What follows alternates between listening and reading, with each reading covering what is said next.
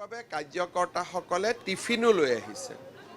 মন কী বাত অনুষ্ঠান শুনাৰ পিছত সকলোৱে টিফিনো খাব আৰু সেইকাৰণে মন কী বাত আৰু টিফিন বৈঠক দুইটাই এইবাৰ সংযোজিত হৈছে। আমাৰ যিটো ৰেকৰ্ড অসমত প্ৰায় 22,000 পুলিং বুথত আমি মন কী বাত শুনো, কেতিয়াবা 100 কম কেতিয়াবা 100 বেছি। আৰু এই মন কী বাত অনুষ্ঠানে আমাৰ ভাৰতীয় জনতা পাৰ্টিৰ কাৰ্যকৰ্তা আৰু স্থানীয় ৰাইজক যথেষ্ট মনোবল প্ৰদান কৰে। আজি নিশা 11 বজাত কেন্দ্ৰীয় গৃহমন্ত্ৰী অমিত শ্বাহ ডাঙৰীয়া গুৱাহাটীলৈ আহিব আৰু তেওঁ ৰাতি কইনাধৰা গেষ্ট হাউচত জিৰণি ল'ব। অহাকালি ৰাতিপুৱা 10 বজাত তেখেত শ্বহীদ স্মাৰকলৈ যাব আৰু অসম আন্দোলনৰ জাতীয় শ্বহীদসকললৈ শ্ৰদ্ধাঞ্জলি জ্ঞাপন কৰিব। তাৰ পিছত তেখেত বৰদোৱালৈ যাব।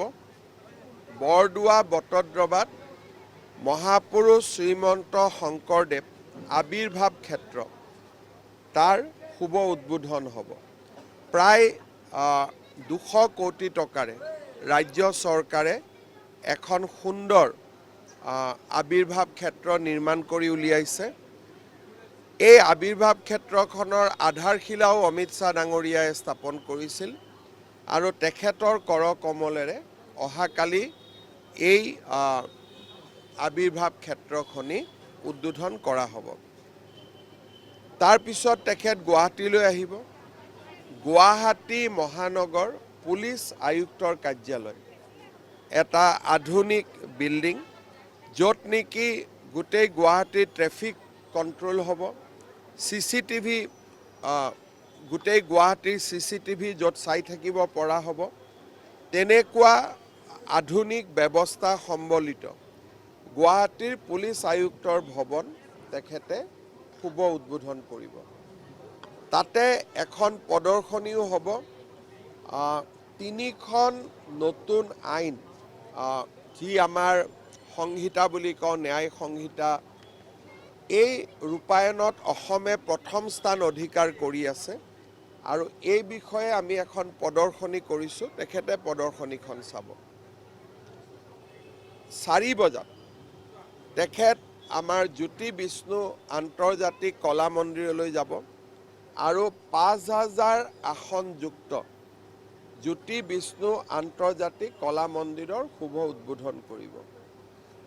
শুভ উদ্বোধনী অনুষ্ঠানত সাংস্কৃতিক কৰ্মী, শিল্পী, সাহিত্যিকসকলৰ উপৰিও বিভিন্ন সময়ত অসম চৰকাৰে হৃদয়যন্ত্ৰ, বন মেৰু, পেলেটছ, বিভিন্ন ধৰণৰ আমি অস্ত্ৰোপচাৰেৰে আৰোগ্য কৰা প্ৰায় 1000 যুৱক যুৱতীও এই অনুষ্ঠানত উপস্থিত থাকিব আৰু ৰাজ্য চৰকাৰৰ এই প্ৰচেষ্টাই 10,000 অতিক্ৰম কৰিলে তাৰো এটা চেলিব্ৰেশ্যন এটা আমি কলা মন্দিৰ উদ্বোধনৰ লগতে কৰিম আৰু তাৰ পিছত গৃহমন্ত্ৰী ডাঙৰীয়া নতুন দিল্লীলৈ উভতি যাব।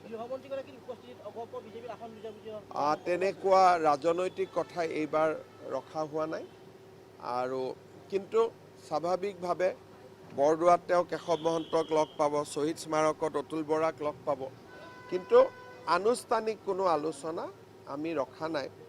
আৰু মই ভাবোঁ যে অসমত আনুষ্ঠানিক আলোচনা বুজাবুজিৰ অভাৱ হ'লেহে গৃহমন্ত্ৰীৰ পৰ্যায়ত যাব। আদাৰৱাইজ আমি নিজৰ ভিতৰতে চেছ কৰি লৈ তাত অনুমোদনৰ কাৰণে পঠালেও হ'ব। কিন্তু যদি বুজাবুজিৰ অভাৱ থাকে, ডেফিনেটলি গৃহমন্ত্ৰী ডাঙৰীয়াই হস্তক্ষেপ কৰিব।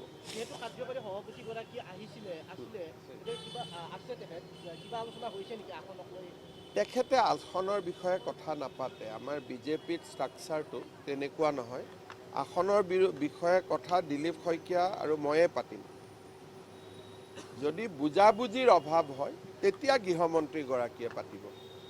বাকীসকলে তেওঁলোকে আমাৰ সংগঠন কেনেকৈ শক্তিশালী কৰিব পাৰি তাৰ বিষয়ে তেওঁলোকে আমাক মাৰ্গদৰ্শন কৰে আৰু যোৱাকালি তেখেত আহিছিলে গধূলি গুচিও তেওঁ ইতিমধ্যে দিল্লীলৈকে গুচিও গৈছে তেওঁৰ প্ৰথম ভ্ৰমণ আছিল এতিয়া তেওঁতো গোটেইখিনি কাৰ্যকৰ্তাসকলৰ লগত চাহ চিনাকি পৰিচয় সমস্যাসমূহৰ বিষয়ে জনা এটা এই 10-15 দিন তেখেতে ৰাষ্ট্ৰজুৰি এই কামৰ বাবে ভ্ৰমণ কৰি আছে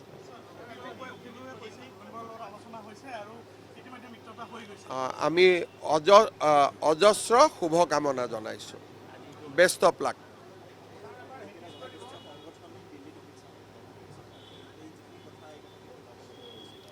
চাওক বিভিন্ন সময়ত অমিত শ্বাহ ডাঙৰীয়াই অসমৰ বিভিন্ন প্ৰতিনিধি মণ্ডলক সাক্ষাৎ কৰি থাকে কেইদিনমান আগতে বড়ো জনগোষ্ঠীৰ লোকসকলকো সাক্ষাৎ কৰিছিলে সিদিনাখন তিৱা ৰাভা আৰু মিচিং জনগোষ্ঠীৰ লোকসকলৰ লগত কথা পাতিছে আৰু যোনে যোনে তেখেতৰ সাক্ষাৎ বিচাৰে সময় অনুসৰি তেখেতে কথা পাতি থাকে কাল मैं थोड़ा पहले से ही बोलता हूँ आज रात 11 बजे भारत सरकार के गृह मंत्री अमित शाह जी असम आएगा कल दिन भर राज्य सरकार द्वारा प्रस्तुत किए गया कोई सारे प्रकल्प का शुभ उद्घाटन करेगा महापुरुष श्रीमंत शंकरदेव का जन्मभूमि में हम लोग के कल्चरल कॉम्प्लेक्स बनाया है उनका शुभ उद्बोधन होगा गुवाहाटी में 5,000 लोग इकट्ठा बैठ के अनुष्ठान देखने वाला एक आधुनिक ऑडिटोरियम निर्माण किया गया है उसका भी गृह मंत्री जी शुभ उद्बोधन करेगा गुवाहाटी का सीसीटीवी सर्विलेंस नेटवर्क का भी शुभ उद्बोधन करेगा कमिश्नर पुलिस का नया कार्यालय भवन का भी शुभ उद्बोधन करेगा और कल शाम वो पुनः दिल्ली लौट के चला जाएगा मैं आगते কৈছো যে বিজেপিত ইমান সমস্যা নাই আমাৰ বহুত বিধায়কে আকৌ ইলেকশ্যন খেলিব বহুত জায়গাত নতুন যুৱমুখে আগবাঢ়ি আহিব বহুত জায়গাত নতুন মহিলা প্ৰাৰ্থী হ'ব এই বিষয়ে আমাক আৰু অলপ সময় লাগিব লাহে লাহে প্ৰক্ৰিয়াবোৰ আৰম্ভ হৈছে মই এটুৱে কলো যে বিজেপিৰ প্ৰস্তুতি আপোনালোকে দেখিছে যে প্ৰতিটো দিনে আমি ৰাইজৰ মাজত আছো আৰু আমাৰ পাৰ্টিটো এনেকুৱা যে 365 দিনে আমি নিৰ্বাচনৰ কাৰণে সাজু হৈ থাকো তেনেকুৱা ধৰণৰ ইমান আপোনালোকে ভবাৰ দৰে পলিটিক্যাল পাৰ্টি ক্যালকুলেটৰ মাৰি নচলে যত ভাল ক্যান্ডিডেট পাম টিকট পাই যাব হ'ব মানে 12 গৰাকী 15 গৰাকী থকাটো আমি বিচাৰো কাৰণ তেতিয়া নেতৃত্ব আগবাঢ়ি আহে এটা সমষ্টিত যদি 10 জন 15 জন প্ৰাৰ্থী থাকে তাৰ মানে এটা ইয়ং লিডাৰশ্বিপ এটা গ্ৰো হৈছে সেইটো একো বেয়া কথা নহয় সেইটো মই কেনেকৈ কম আজিৰ দিনত আৰু মই জানিলেও বা সাংবাদিকক কিয় কম